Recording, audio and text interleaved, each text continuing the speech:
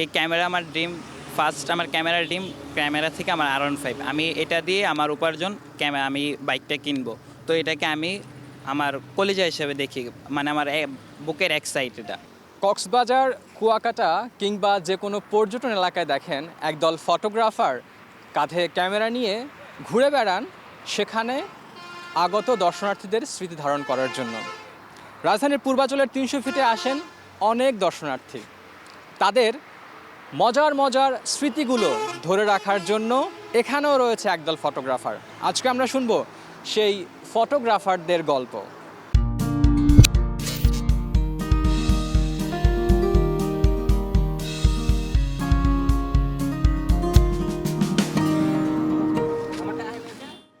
Photography জার্নিটা হচ্ছে আমার এই ধরেন ৫-৬ মাস।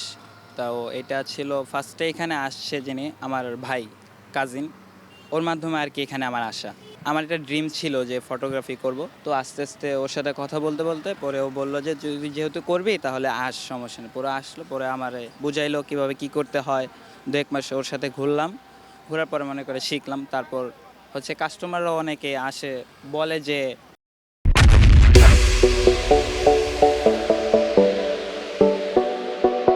১০ টাকা একটু বেশি হয়ে যায়। কক্সবাজার কুয়াকাটা তো ৫ টাকা করে, বাট কক্সবাজার হচ্ছে আপনার ছবি এক ক্লিকে ওনারা ডাবল তোলে, আমরা এইটা করি না। আমাদের এখানে এক পোজে একটা হবে, এই এক ক্লিকে একটা ছবি উঠবে। এটা দিয়ে সংসার বলতে আর কি আমার ফ্যামিলি আমার বলছে যে এটা কিনে দিছে, বলছে তুমি যদি এটা ঋণ শেষ করে, আমি অলরেডি এটার শেষ করে দিছি, বলছে তুমি যে সংসারে মন চাইলে টাকা দেওয়ার না মন চাইলে। আমি বলছি যে আমি দিতে পারবো না, বাট আমার একটা ড্রিম আছে R15M কার্বনটা, ওইটা আমি কিনবো। তাই বলছে যদি নিজের টাকা, আমি বলছি আমি নিজের টাকায় কিনবো।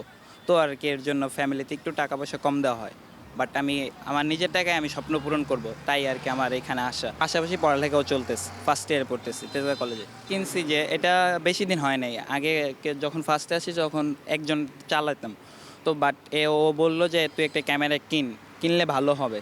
তো আমি এটা আর কি ফ্যামিলিগত একটু সমস্যা পারিবারিক, তারপর বোন আর কি হেল্প করছে, যে বোন টাকাটা দিয়ে বলছে তুই এটা দিয়ে কিন, তুই আস্তে আস্তে আমার টাকাটা দিয়ে দিস। অলরেডি প্রায় শেষের দিকে টাকা দেওয়া।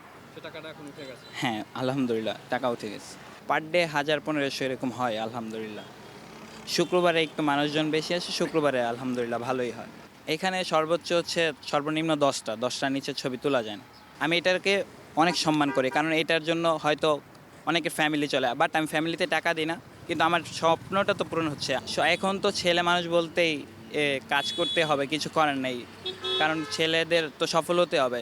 এমন না যে সফলের পাশাপাশি যে কাজ করলে যে পড়ালেখা ছাড়তে হবে, সেটা কোনো বিষয় না। পড়ালেখা করতে হবে, পাশাপাশি কিছু করলেও ভালো। আমার বয়সী যারা আছে তাদেরকে আমি বলি যে হয়তো কিছু করেন, আর না হয়তো যদি না করেন তাহলে পড়ালেখাই করেন। পড়ালেখা করাটাই বেটার, কারণ পড়ালেখা ছাড়া কিছু হয় না। যদি করতে চায়, অনেকে চায় যে পড়ালেখা বাদ দিয়ে কাজ করতে, এটা ঠিক না। পড়ালেখা পাশাপাশি এটা করা ঠিক। দর্শক, আমরা শুনছিলাম শুভর কথা। শুভ একজন ফটোগ্রাফার, শখের ফটোগ্রাফার, এবং তিনি তার এই জমানো অর্থ দিয়ে একটি R15 যে লেটেস্ট ভার্সন আছেন সেই লেটেস্ট ভার্সনে একটা বাইক কিনতে চান।